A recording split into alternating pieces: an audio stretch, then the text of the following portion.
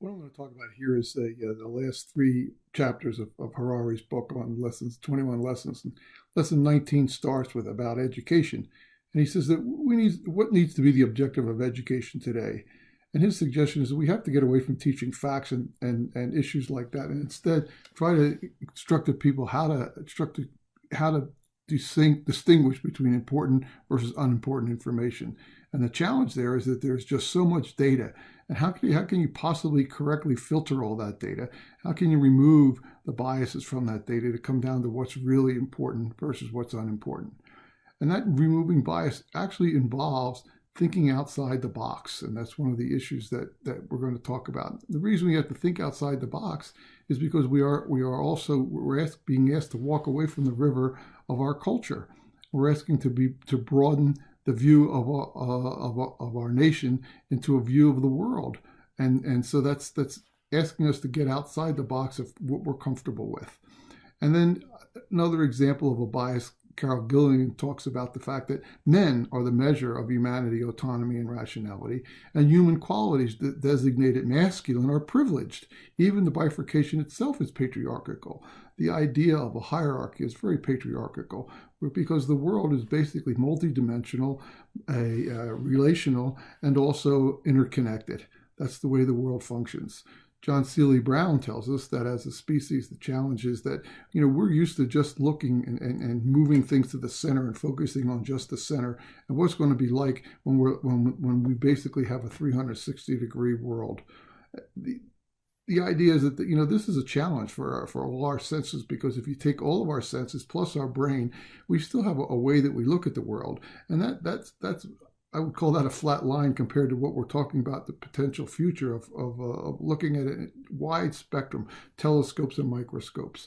All right, the idea is that the people of the future are the decisions that they make, or the people right now, the decisions that they make in the next few decades will shape the future of life itself.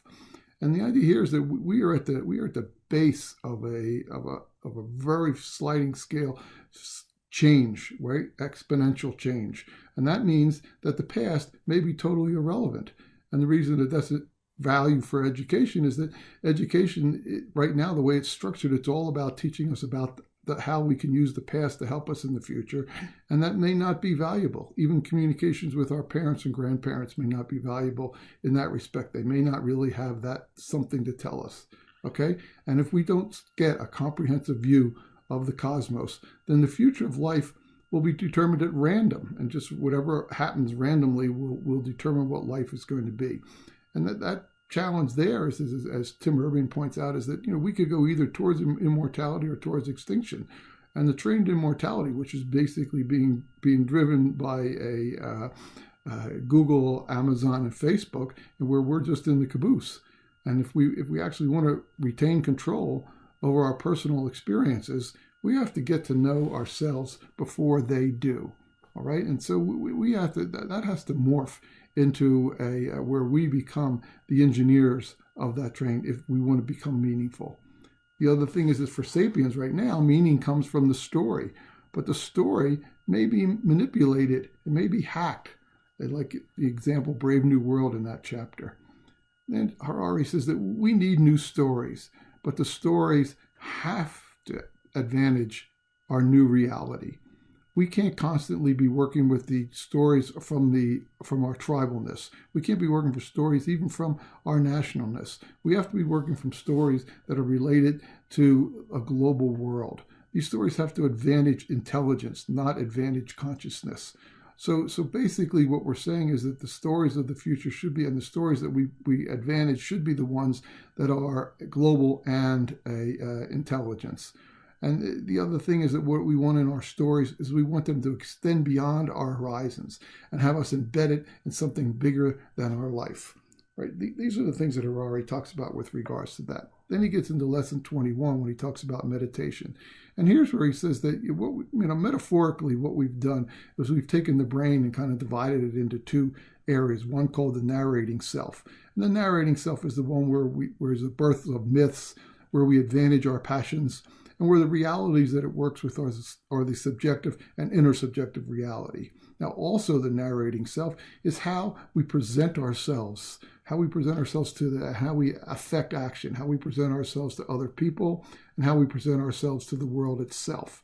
So the narrating self is very powerful. And what the experiencing self is basically advantages the rational, and it also advantages objective reality. And what Harari is saying is meditation gives us a chance to basically to prioritize the experiencing self. And the reason that's important is because if we're going to partner with DeepMind, with other artificial intelligence, that they themselves will always advantage objective reality. So that partnership and better communication are going to occur if we do that. Harari then says that, basically he summarizes in this whole 21 to say that we are not ready is basically the whole point, I believe, of these chapters. And he says that education, meaningful stories, and meditation will help us. They'll help us do things like reduce suffering and brutality. They'll help us, done correctly, welcome distributive technologies, and they'll help us advantage objective reality. That's what Harari thinks we should be looking for, and he thinks that they can help us done correctly. And that's mainly what these last 3 chapters of the book are about. Thank you.